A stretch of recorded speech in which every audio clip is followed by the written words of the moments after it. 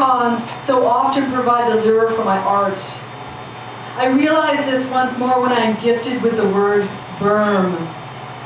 I think I could not have even begun to engage with the hill across from my home, its unique habitus, without knowing the precise term that defines it. This need does not emerge from any desire to scientifically classify, but from an ache for specific sounds, from the way a word used in its specificity resonates, opening up a new world within its syllables. Sydney Lancaster, mixed media assemblage artist, Celtic musician, and all-around ignition, gifted me with this word shortly after I met her at a multimedia event called Cortex she helped organize at the Red Strap Art Market in downtown Edmonton. At some point in the evening, I remember describing my house to Sydney, a born and raised Edmontonian, where it was situated, my reaction to being in this divergent and thus challenging land. "There's a hill behind my house above the highway," I said. "It's all I have left of the mountains I have always known." "No, the Berm," she replied smilingly. "You mean the Berm." The Berm. Only one syllable, but so explosive on the tongue, a motoring of R's that draws itself out into the honey of its terminal M. A word that contains such lengths within its brevity, a term that, in effect, holds its own topography. I was enchanted. I have spent the majority of my life surrounded by the visual and linguistic punctuation that is this place. Berms, sound walls, and freeways cutting through land I knew as a child to be filled with space, wild grass, small animals, and birds. Farmland I grew up near and farms I worked on, now covered with asphalt, groomed lawns, and large housed subdivisions. The Berm especially, a phenomenon particular to this place.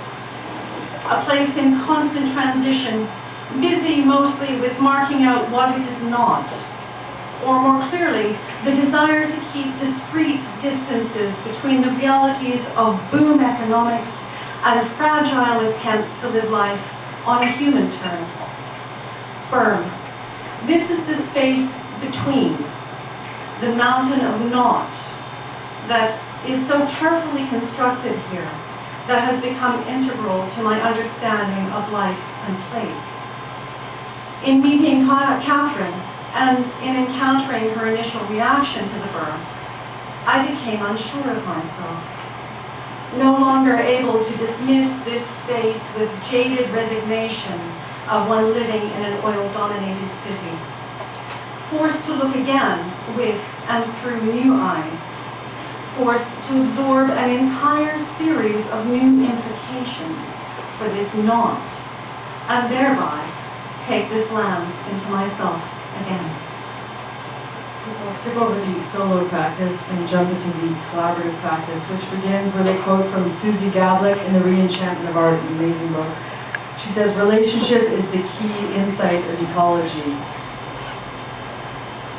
As a native Edmontonian, Sydney's deeper familiarity with Albertan species and topographies provided an essential counterpoint to my tentative explorations of this still alien land.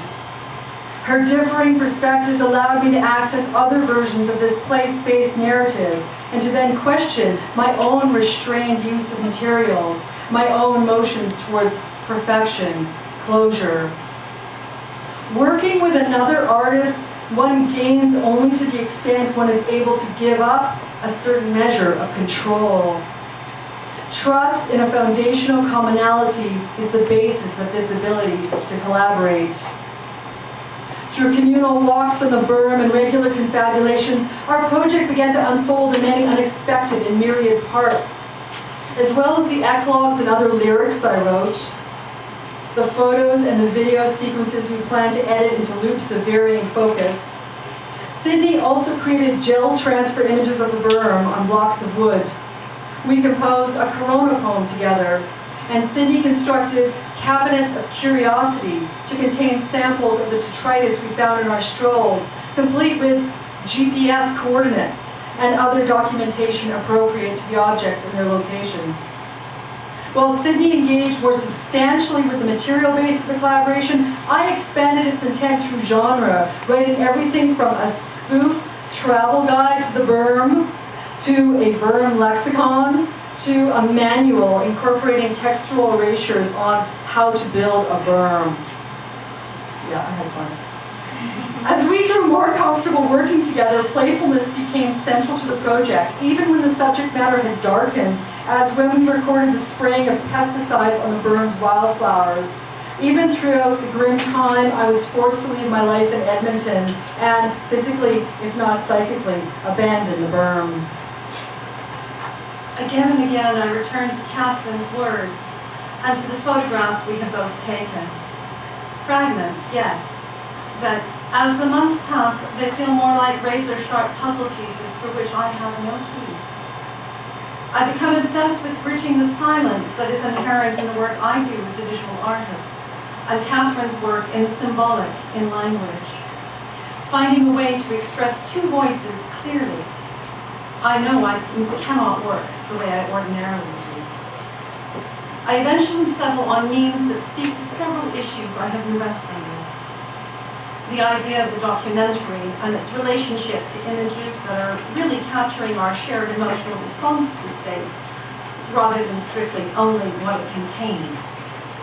The interplay and tension between transparency and opacity, both as ideas and metaphors for our experience of the space, and in the literal forms of photo and video image, and in the objects we have found and collected.